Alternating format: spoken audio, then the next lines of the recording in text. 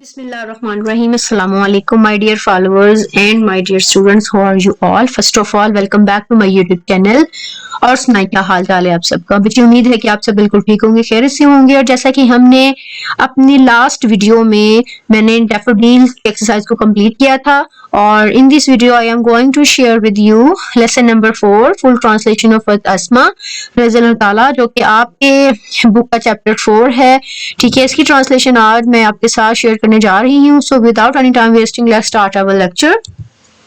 تو بیٹے سب سے پہلے ہمارے پاس یہاں پر ہمارا پہلا پیراگراف ہے جی. اس میں وہ کیا بات کرتے ہیں جی؟ اس میں وہ ہجرت کے بارے میں بات کر رہے ہیں کہ جب آپ صلی اللہ علیہ وسلم نے حضرت ابوبکر صدیق کے ساتھ مکہ مدینہ سے جو ہے وہ مدینہ منورہ جو کیا کی تھی، ہجرت کی تھی. تو یہاں پر جو ہے وہ ہم پڑھتے ہیں اس میں. تو آگے کہتے ہیں جی، رسول اللہ صلی اللہ علیہ وسلم اینڈ ہز کلوز کمپینین حضرت ابوبکر صدیق رضی اللہ تعالیٰ مائگریٹڈ فرام مکہ مکرمہ ٹو مدینہ منورہ in the year 622 AD. اب یہاں پہ بیٹے ایک بات آپ نے اور یاد رکھنی کہ 622 AD کے سے مراد یہ کہ ہجری، جیسے کہ تین جو ہے نا وہ تاریخ، اسلامی تاریخ ایسی ہیں، ہم یہ کہہ لیں کہ جیسے جنوری فروری ہے نا، ایسے اسلامی تاریخ ہجری اکثر ہم دیکھتے ہیں کہ ہجری لکھا ہوتا ہے یا عیسوی لکھا ہوتا ہے یا بکروی لکھا ہوتا ہے. تو یہ جو ہے نا میں آپ کو ایک بات بتا دوں کہ جو بکروی ایج ہوتی ہے نا، وہ جو تاریخ ہے، اسلامی تاریخ ہے، وہ جو ہے وہ حضرت آدم علیہ السلام نے رقوم کی تھی، اور ان کے بعد جو ہے وہ عیسیٰ علیہ السلام نے عیسوی رقوم کی تھی، اور ان کے بعد حضرت محمد صلی اللہ علیہ وسلم نے ہجری رقوم کی تھی تاریخ. جب جو اس کے بعد جو ہے وہ نہ کوئی نبی آیا ہے نہ ہی کوئی نبی آئے گا، چونکہ آپ صلی اللہ علیہ وسلم ہمارے آخری نبی ہیں، تو اس وجہ سے جو ابھی تک ہجری ہی چلی آ رہی ہے. ہوپ سو کہ بیٹے آپ کو یہ سمجھ آ گیا ہوگا. اب بیٹے اب پڑھتے ہیں جی ہماری ٹرانسلیشن. یہاں پر کہتے ہیں کہ رسول اللہ صلی اللہ علیہ وسلم اور ان کے قریبی ساتھی حضرت ابوبکر صدیق رضی اللہ تعالیٰ نے مکہ مکرمہ سے مدینہ منورہ میں 622 ہجری میں جو ہے وہ کیا کی تھی؟ ہجرت کی تھی. When the chiefs of various tribes of Makkah Mukarramah came to know about the migration of the Rasulullah sallallahu alaihi wasallam and his close companion حضرت ابوبکر صدیق رضی اللہ عنہ تعالیٰ. اب یہاں پہ کہتے ہیں کہ جب مکہ مکرمہ کے مختلف قبیلوں کے سرداروں کو آپ صلی اللہ علیہ وسلم اور آپ کے قریبی ساتھی حضرت ابوبکر صدیق کی جو ہے وہ ہجرت کے بارے میں پتہ چلا، they got furious، وہ بہت ہی زیادہ غصہ ہو گئے، وہ بہت ہی زیادہ غصے میں آ گئے. the chief were determined more than ever to find them out. یہاں پہ کہتے ہیں کہ سرداروں نے انہیں تلاش کرنے کے لیے پہلے سے زیادہ عزم کر لیا. they offered، انہوں نے پیشکش کی huge rewards، بہت بڑے انعامات کی and bounties for their captured dead or alive. اب یہاں پہ کہتے ہیں کہ ان کو جو ہے وہ زندہ نعوذ باللہ مردہ پکڑنے کے لیے انہوں نے بھاری انعامات اور بھاری رقوم کی پیشکش کی. ہوپ سو کہ بیٹے آپ کو پہلے پیراگراف کی بہت اچھے طریقے سے سمجھ آئی ہوگی. اب چلتے ہیں ہمارے پیراگراف نمبر 2 کی طرف. تو بیٹے یہاں پر اب جو ہے بات ہو رہی ہے کہ حضرت ابوبکر صدیق کے گھر میں جو تیاریاں کی گئی تھی، اب ان کے بارے میں یہاں پر جو ہے وہ ڈسکس کیا جا رہا ہے. تو یہاں پر کہتے ہیں The preparation of this journey was made at the house of Hazrat Abu Bakr Siddiq رضی اللہ تعالیٰ. اب یہاں پر کہتے ہیں اس سفر کی تیاری حضرت ابو بکر صدیق کے گھر میں کی گئی. حضرت اسما rendered useful services in this regard. حضرت اسما نے اس سلسلے میں نہایت ہی قیمتی اور یا نہایت ہی مفید خدمات جو ہے سر انجام دی. She prepared food for this journey. اس سفر کے لیے انہوں نے خوراک تیار کی، جو ہے وہ کھانا تیار کیا. She tied the food on the camel back with her own belt as nothing else could be found.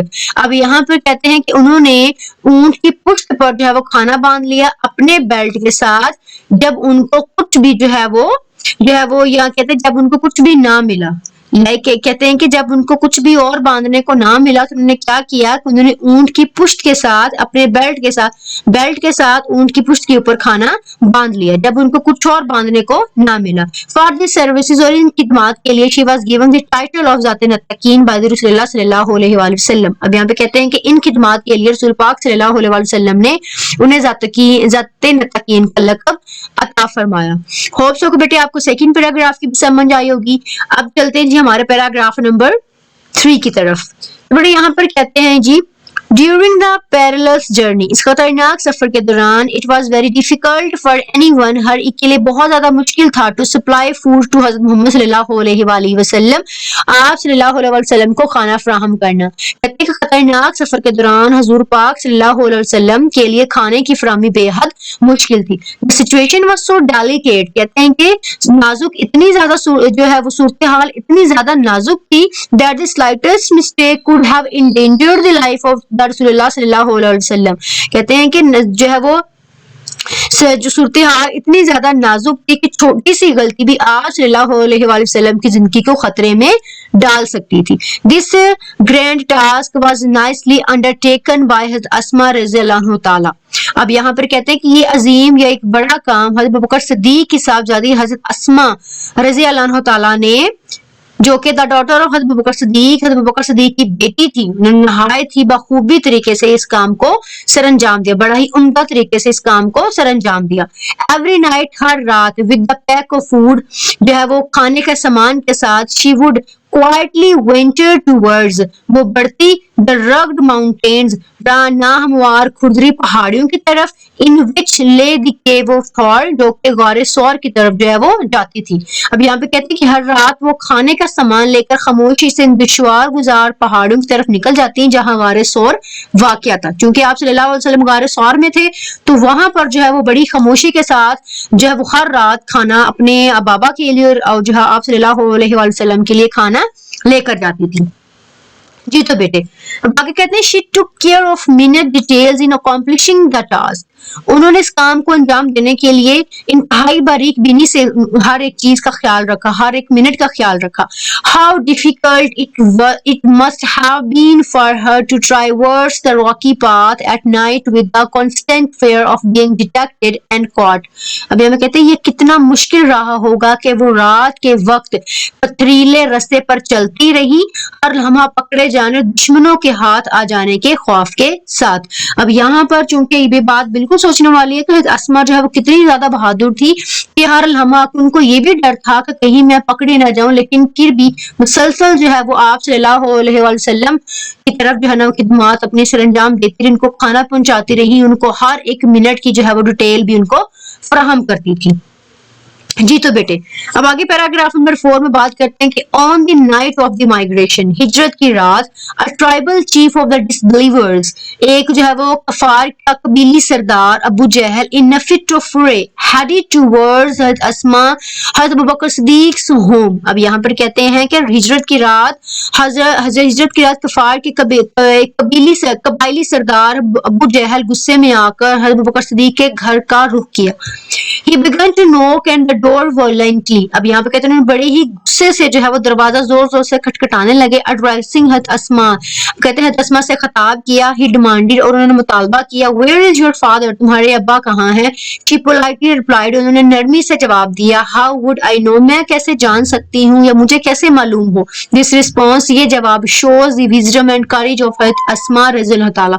ہم کہتے ہیں یہ جو جواب ہے اسماء کی دانائی اور بہادری کو ظاہر کرتا ہے.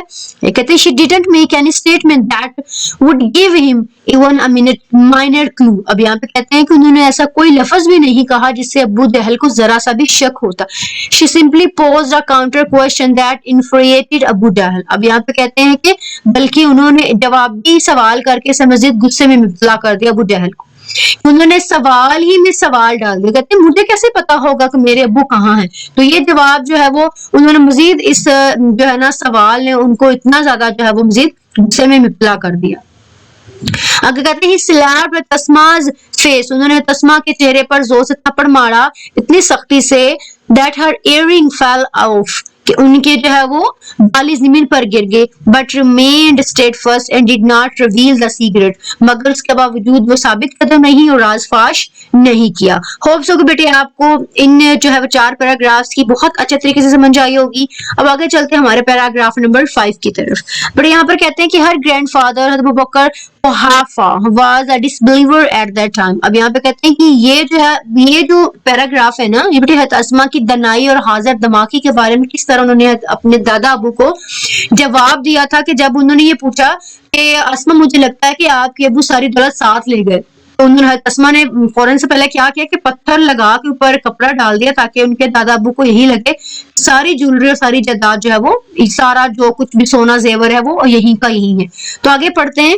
یہاں پہ کہتے ہیں her grand father Abu Quhafa was a disbeliever at that time کہ ان کے دادا ابو قحافہ اس وقت تک ایمان نہیں لائے تھے, اس وقت تک وہ جو ہے نا وہ کافر ہی تھے. He was very old and so blind. وہ بوڑھے تھے اور نابینا تھے.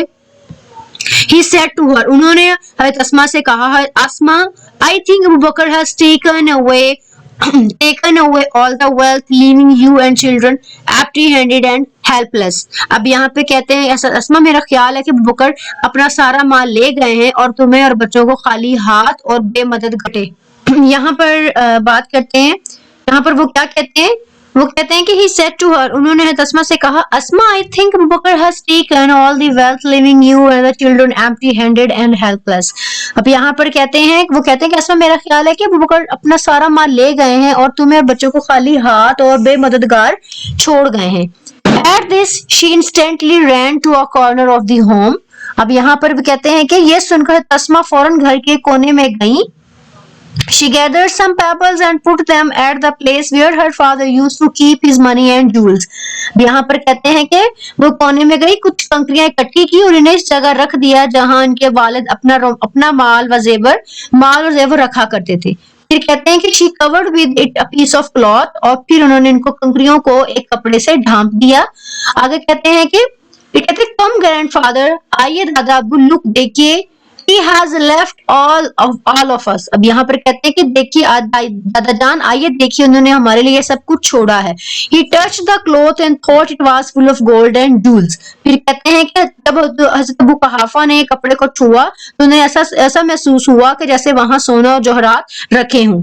پھر کہتے ہیں کہ his concern was alleviated. ان کی ساری تشویش, ان کی ساری پریشانی ختم ہوئی. And he felt relieved. انہوں نے سکون محسوس کیا to know جان کر that ابو بکر صدیق رضی اللہ تعالیٰ had left all his wealth at home.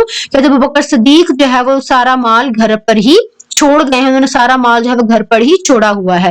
Hope so کہ بیٹے آپ کو اس 5ویں پیراگراف کی بھی سمجھ آئی ہوگی. اب آگے ہمارے چلتے ہیں جی پیراگراف نمبر 6 کی طرف.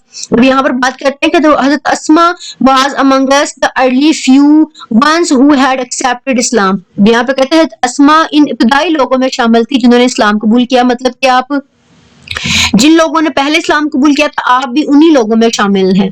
She was the daughter of Abu Bakr Siddiq and the step sister of عائشہ صدیقہ. اب یہاں پر کہتے ہیں کہ وہ حضرت ابو بکر صدیق کی بیٹی اور عائشہ صدیقہ کی ستیلی بہن تھی.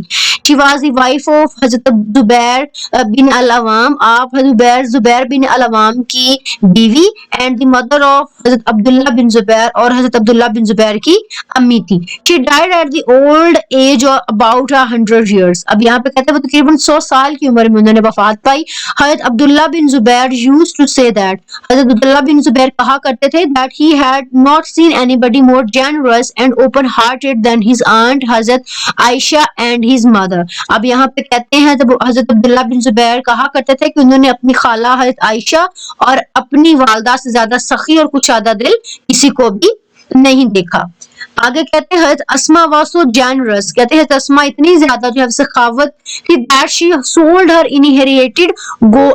inherited garden and gave away all the money to the poor and the needy. اب یہاں پہ کہتے ہیں کہ اسما اس قدر سخی تھی کہ انہوں نے اپنا وراثتی باغ بیچ دیا اور اس کی ساری رقم غریبوں میں اور محتاجوں میں تقسیم کر دی.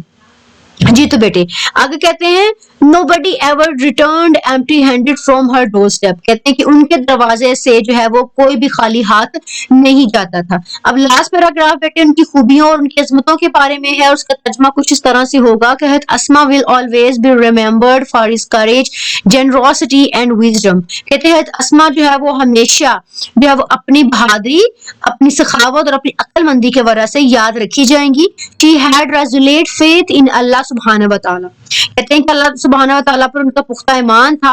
Her life would always be a beacon of light for all of us. کہتے ہیں کہ ان کی زندگی ہمیشہ ہمارے لیے روشنی کا مینار بنی رہے گی. ان سے ہمیں اب یہ کہہ لیں کہ چونکہ آپ صلی اللہ علیہ وسلم کی جو ہے وہ ایک تو بہت خدمت گزار تھی, انہوں نے بہت زیادہ خدمات سر انجام دی.